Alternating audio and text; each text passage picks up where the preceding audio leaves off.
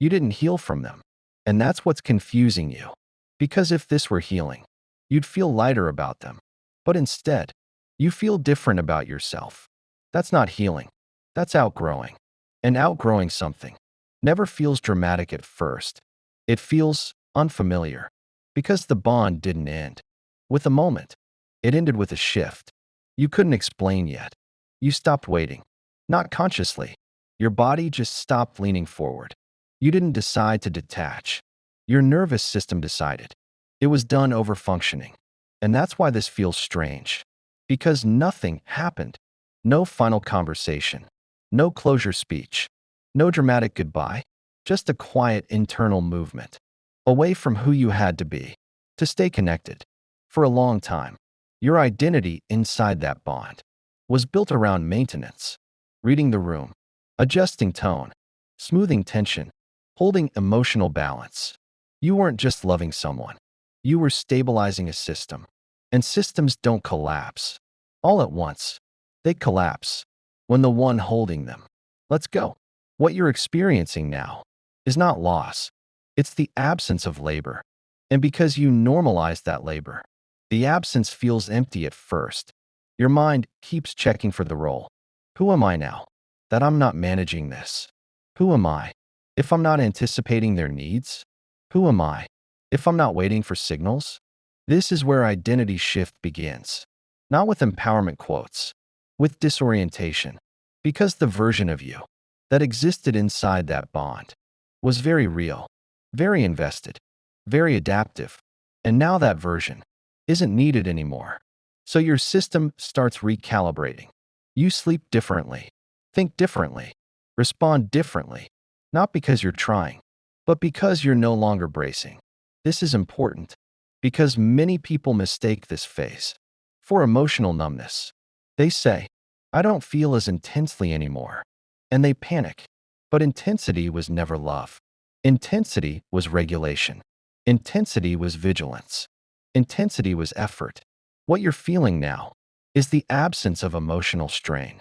And if that feels unfamiliar, it's because peace was never the baseline. In that dynamic, you didn't heal into peace. You exited stress. That's a different process. Healing implies fixing damage. Outgrowing implies you no longer fit the environment. You don't argue with it. You don't analyze it. You simply stop shrinking to stay inside it. And this is why your reactions changed. Things that once pulled you in don't hook you the same way. Messages don't spike your nervous system. Silence doesn't feel threatening. You're not rehearsing responses in your head. You're not replaying moments to see what you did wrong. Not because you've let go, but because your system no longer organizes around them. This is the part most people miss. Outgrowing a bond doesn't feel like closure. It feels like relevance fading. They don't occupy the same space in your internal world.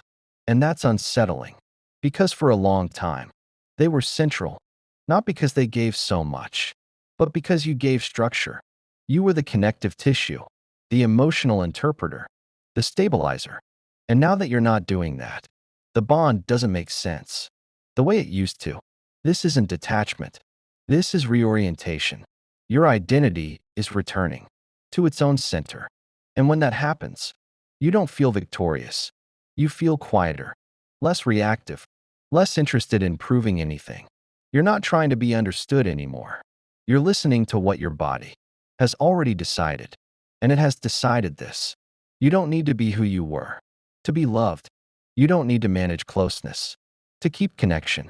You don't need to carry emotional weight to be worthy.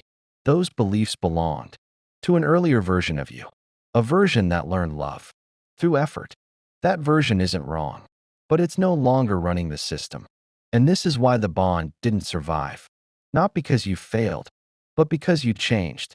Quietly, internally, permanently. Once this shift begins, your mind tries to catch up.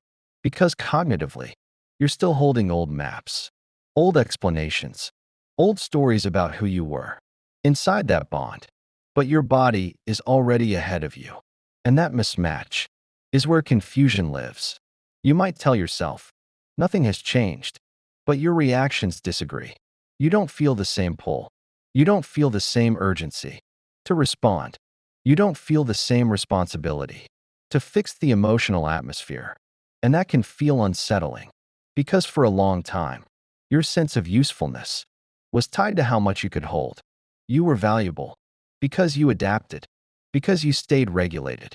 When things became unstable, because you absorbed uncertainty and kept moving forward, that skill didn't come from nowhere.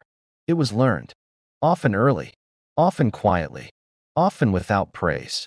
You learned that closeness required attunement, that love meant tracking moods, that safety depended on reading subtle cues. So when you stop doing that, it can feel like you're doing something wrong, like you're neglecting something, like you're about to be punished for not performing. But nothing happens. No collapse, no crisis. And that's when the realization begins. The realization that the effort was never mutual, that the stability you felt was being generated by you, not shared, maintained. That's a difficult truth, not because it indicts them, but because it redefines your role. And identity shifts always come with a kind of grief, not grief for the person, grief for the role that once gave you purpose. You might miss the intensity, the feeling of being needed, the feeling that your presence made a difference. But intensity is not intimacy, and being needed is not the same as being met. As this settles in, you start noticing something subtle. Your standards change without you consciously raising them. You're not demanding more. You're simply no longer available for less. This is where people misunderstand you. They might say you've changed, that you're distant, that you're different now. And they're right, but not in the way they think. You're not colder. You're more centered. You're not withholding. You're no longer overextending. And that distinction matters, because overextending was never generosity. It was self-neglect, disguised as love. This doesn't make you bitter. It makes you precise. You start recognizing dynamics faster. You feel misalignment sooner. You don't argue with it. You don't try to repair it immediately. You simply notice. And noticing is power. Without force, you're no longer chasing reassurance. Because your nervous system is no longer living in anticipation. Anticipation of withdrawal. Anticipation of silence. Anticipation of emotional shifts. That constant forward-leaning stat has eased. And now, you're more present in your own body, more grounded in your own rhythm. That's why this doesn't feel like a breakup. It feels like relocation. You've moved internally. And once you move internally, external dynamics adjust automatically, not because you want them to, but because they must. The bond depended on your positioning, on your willingness to remain flexible, to absorb ambiguity, to keep hoping. And now, you're no longer positioned there. So the bond loses coherence.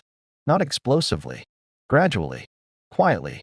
This is why you don't feel the urge to explain yourself. Explanations belong to the old role, the role that believed. If you communicated clearly enough, things would align. But alignment doesn't come from articulation alone. It comes from compatibility, from mutual capacity, from shared emotional availability. And that's what you see now. Not judgmentally, accurately.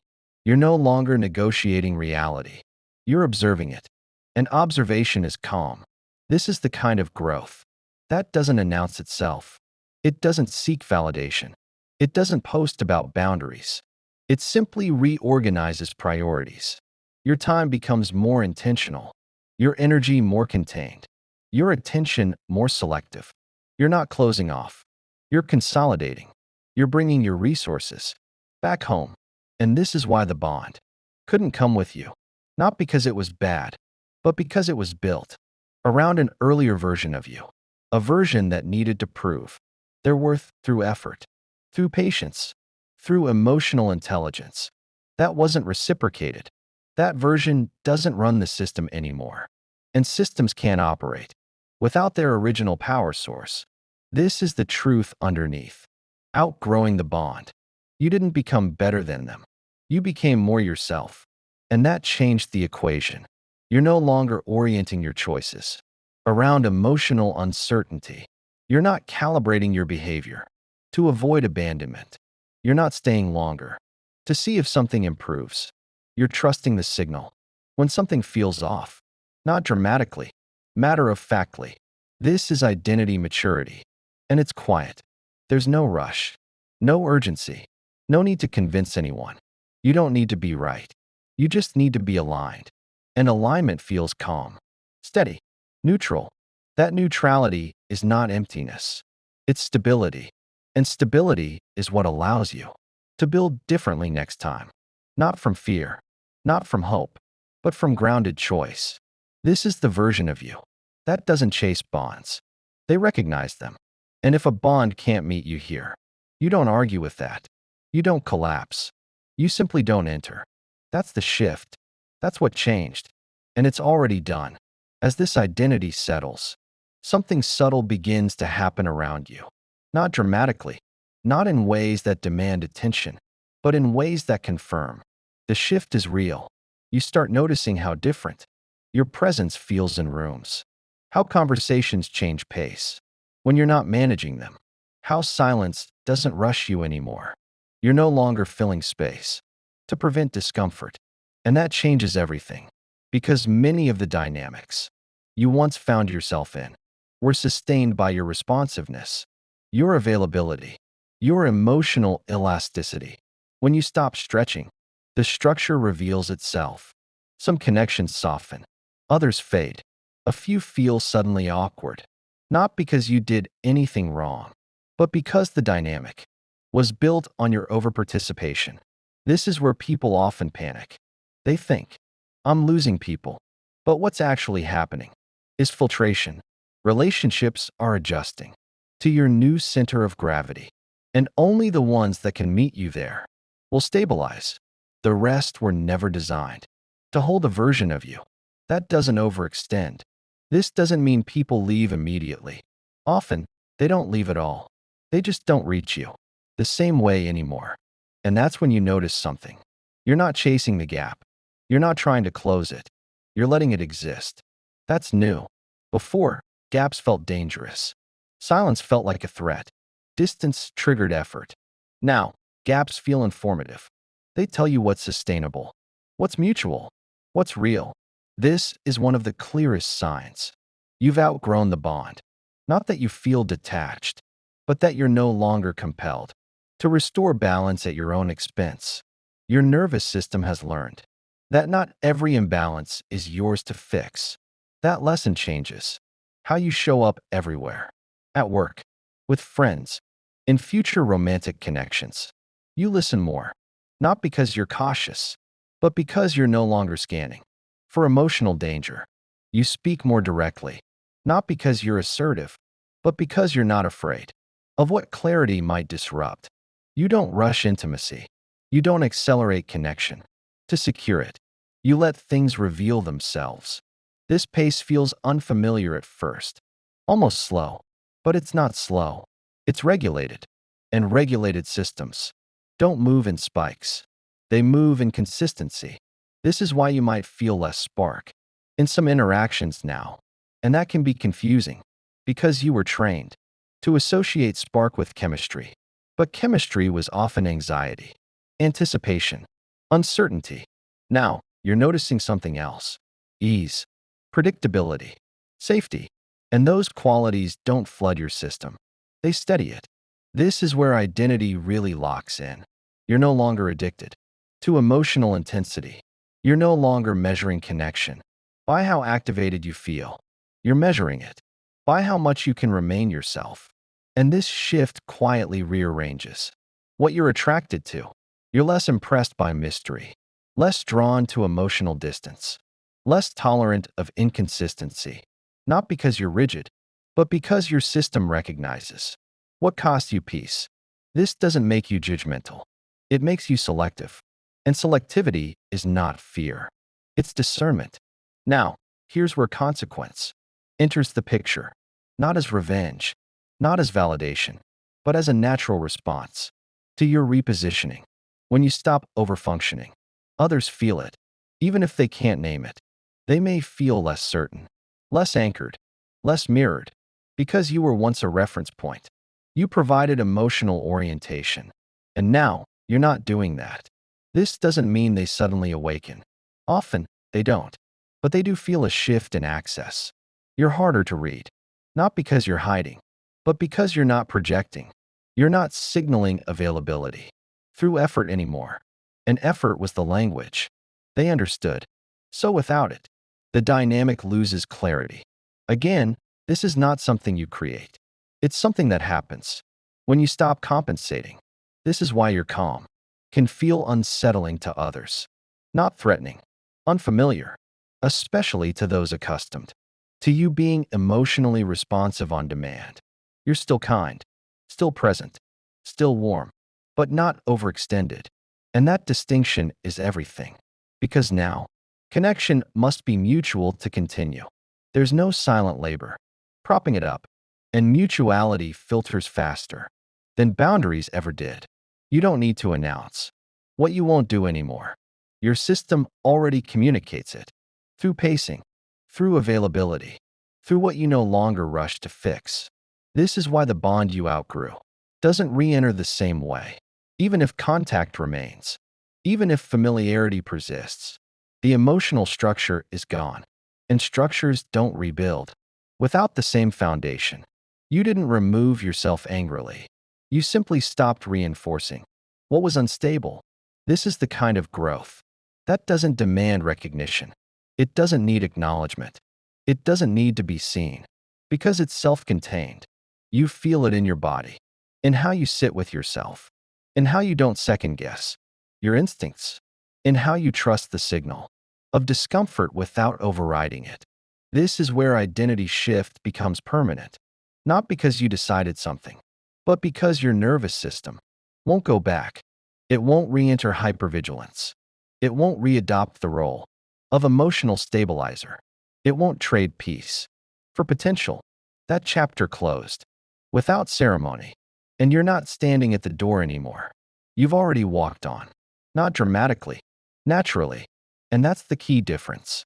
You didn't heal to become stronger. You outgrew to become truer, and truth doesn't argue. It simply stands. By this point, there's nothing left to figure out. No question you're waiting to answer. No realization you're chasing. Because the shift didn't happen in your thoughts. It happened in your body. And once the body reorganizes, the mind eventually follows. You're not asking, what went wrong anymore? You're not replaying conversations to extract meaning.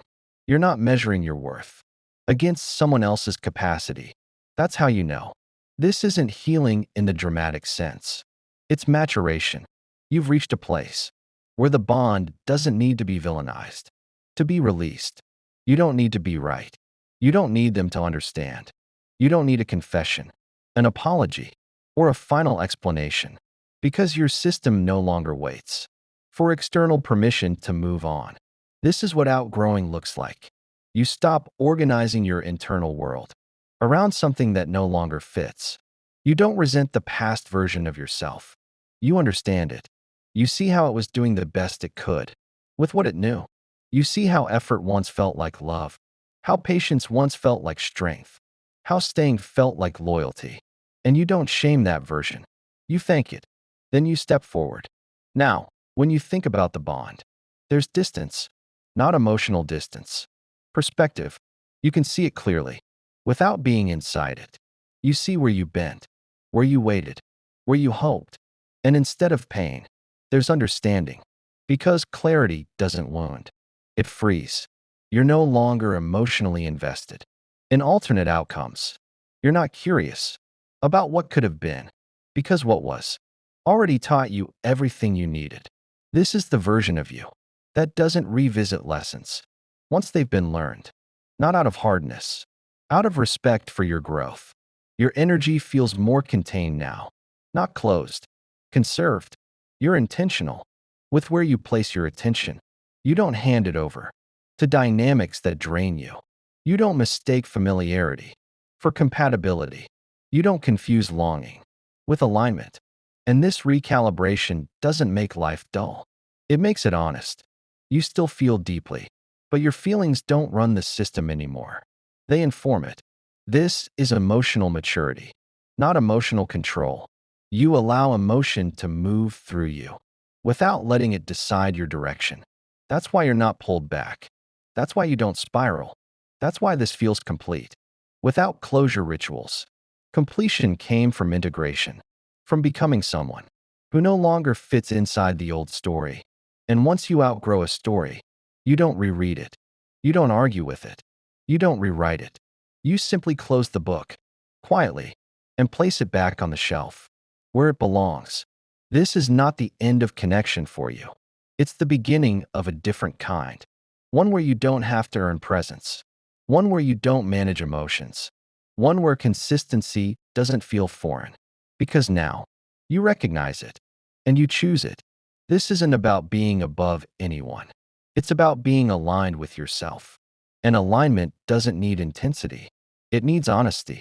If something in this felt familiar, it's because your system already knows. You didn't lose something. You became someone. And if that recognition landed, leave a comment, not to mark an ending, but to acknowledge the version of you that quietly stepped into something new.